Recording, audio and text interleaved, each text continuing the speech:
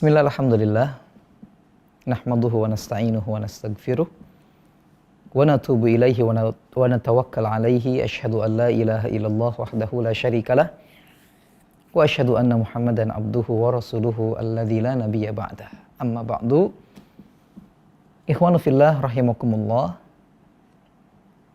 Ketika ada seorang perempuan datang ke Nabi yang bernama Rumaysah, lalu sambil membawa anaknya, dia mengatakan, Rasul, aku melihat sebagian orang-orang Madinah ketika engkau datang ke Madinah langsung menyebut engkau dengan berbagai macam hal. Mereka datang kepada Anda memberikan apa yang mereka miliki. Dan aku pun ingin melakukan apa yang seperti yang mereka lakukan. Namun ketika aku pulang ke rumah, aku tidak menemukan apa-apa. Yang kulihat hanya anakku ini. Maka izinkan aku jadikan anakku ini sebagai pembantumu ya Rasulullah sallallahu alaihi wasallam. Lalu Nabi pun mengizinkannya, ikhwanu fillah. Diserahkanlah anak tersebut kepada Rasulullah sallallahu alaihi wasallam, tapi kemudian ibunya mengatakan, Rasul, bisa enggak kau doakan anakku? Kemudian kata Ar-Rumaysah, ikhwanu fillah, Rasul mendoakan sahabat ini dengan mengatakan, Allahumma akthir malahu wa waladahu wa barik lahu fima a'taitahu. Ya Allah, banyakkan hartanya anak ini. Siapa? Anas bin Malik. Dan juga banyakkan anak-anaknya anak ini, maksudnya Anas bin Malik, dan berikan keberkahan dalam perkara yang kau berikan kepadanya. Ikhwanu fillah rahimakumullah. Kajian singkat kita masih berbicara tentang indahnya, pentingnya keberkahan. Lihat bagaimana pentingnya keberkahan. Rasul meminta agar keberkahan diberikan oleh Allah dalam banyaknya harta dan banyaknya anak.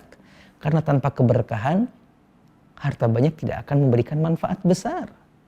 Begitu pula tanpa keberkahan, anak yang banyak tidak akan memberikan ketenangan. Ini buktinya seorang sahabat Nabi. Tidak dicukupkan dengan doa, ya Allah banyakin hartanya, ya Allah banyakin anaknya. Tidak. Tapi juga Nabi mengatakan, berikan keberkahan pada keduanya. Karena tadi kita sampaikan, malah sering kita ungkapkan, sedikit dengan berkah jadi cukup. Banyak dengan berkah jadi banyak manfaat. Maka sekali lagi, penting bagi kita untuk terus berupaya mencari bagaimana agar keberkahan datang dari Allah Subhanahu wa taala. Di antara cara solusi yang kemudian disampaikan oleh Nabi sallallahu alaihi wasallam bagi seseorang yang mengharapkan agar keberkahan menghampiri dalam kehidupannya, datang kepada hidupnya, adalah ikhwanu fillah, memanfaatkan waktu pagi untuk hal-hal yang positif, terutama berzikir kepada Allah Subhanahu wa taala. Kenapa? Karena orang-orang yang seperti ini memanfaatkan waktu paginya, terutama habis subuh sampai kemudian menjelang terbitnya matahari, sampai terbit matahari malah, mereka dapat doa dari Nabi sallallahu alaihi wasallam. Nabi mengatakan, Allahumma barik ummati fi bukuriha. Ya Allah, berikan keberkahan kepada umatku di pagi-pagi hari mereka. Berikan keberkahan kepada umatku yang memanfaatkan waktu paginya dengan memulai dengan perbuatan-perbuatan yang indah, terutama zikir kepada Allah Subhanahu wa taala. Makanya di riwayat yang lain, ikhwanu fillah, Nabi juga demikian.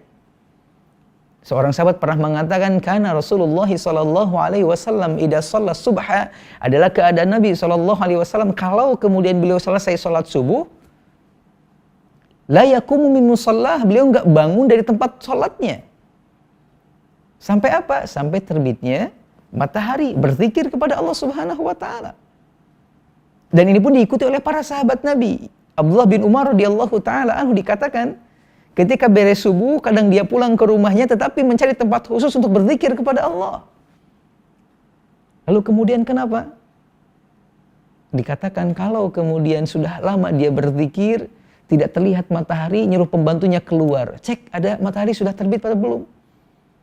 Kalau sudah, beliau berhenti, bangun. Kalau belum, beliau lanjutkan kemudian, ikhwanu fillah, zikirnya.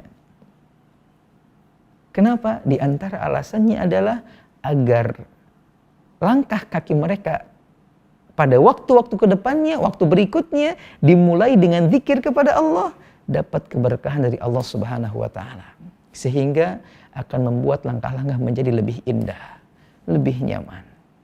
Maka mari kita mulai setiap pagi kita dengan zikir kepada Allah, dengan menyebut nama Allah. Terlebih dan terkhusus dengan membaca zikir-zikir pagi, ikhwanu fillah rahimakumullah. Seperti bismillahilladzi la yadurru ma'asmihi syai'un fil ardi wala fis sama' wa huwas samiul alim. Atau seperti baca Falak bin Nas sama Al-Ikhlas 3 kali. Kata Nabi di antaranya keutamaannya, orang yang membaca 3 surat tadi 3 kali, maka akan dilindungi dari berbagai macam gangguan. Artinya diberikan keberkahan oleh Allah, tidak dapat musibah pada hari tersebut.